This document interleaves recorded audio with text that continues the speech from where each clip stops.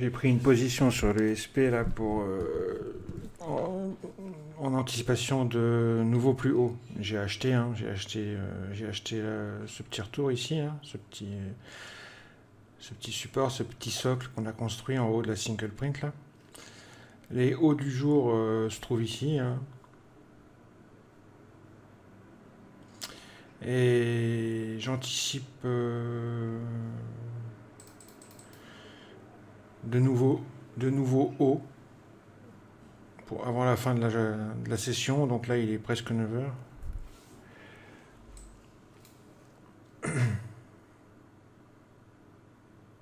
Parce que je trouve quand même que les acheteurs vous allez voir, on va voir si ça continue.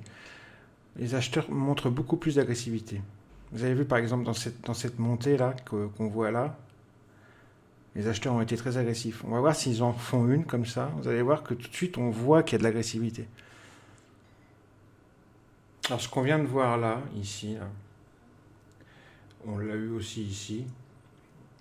C'est sur un support. C'est un balayage du carnet.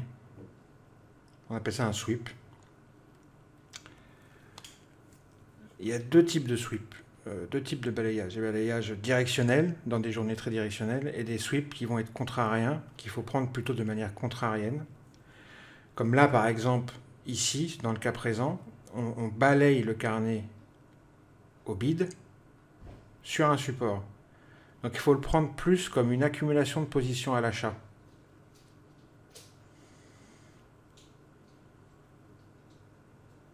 Ça confirme le support.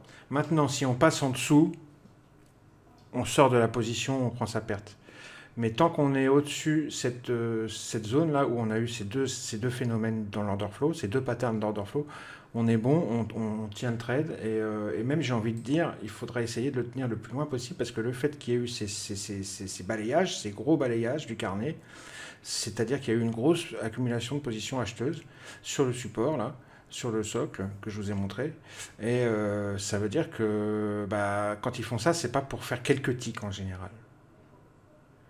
Donc si ça tient et qu'on part au nord, effectivement, il va falloir essayer de tenir le trade. Si ça tient pas, on prendra tout de suite notre perte. Dès qu'on passe en dessous ça, il ne faut pas chercher à comprendre.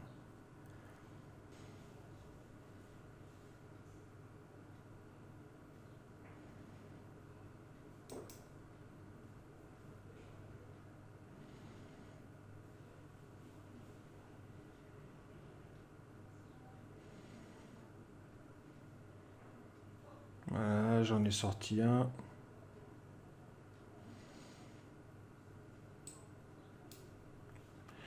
Je vais essayer d'en sortir un deuxième là, mais ça me paraît pas ouf tout ça.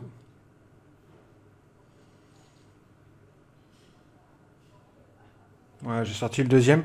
Il me reste un contrat, je vais mettre stop 0. Voilà, je suis stop 0. Et je laisse courir.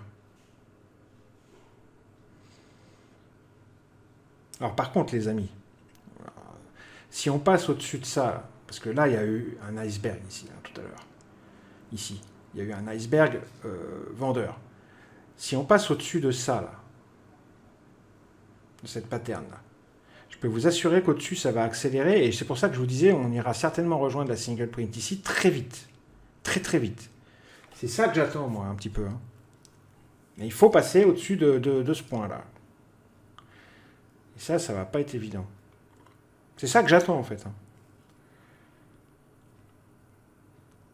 Pour l'instant, c'est mal barré.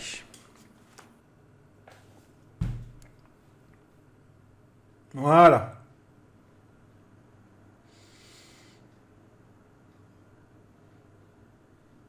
Voilà. Voilà. Allez, on sort. C'est bon. L'objectif est atteint. Je dis pas qu'ils vont pas aller plus haut, mais moi, mon objectif est atteint. C'est bon, c'est fait. Vous avez vu les stops là qu'on sautait, c'est ce qui nous a permis de doubler le PNL. Hein. On a anticipé cette poche à stop. Regardez dans un footprint la gueule que ça a. Les stops qui sautent. Donc des stops acheteurs, hein, de tous les vendeurs de tout à l'heure. Voilà, la poche à stop, c'est ça. Ça nous a permis, après il faut tout de suite sortir, parce qu'en général il y a un retracement, hein. Il faut tout de suite sortir. Ça nous a permis de faire le double de PNL, d'accord? En fait, c'est les stops de tous ces mecs-là. Enfin, d'une grosse partie de ces mecs-là. Voilà. Un petit stop run, voilà, un petit stop run sympa.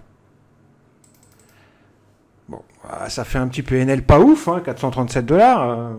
Sur le Nasdaq, j'ai fait 60 $. Voilà.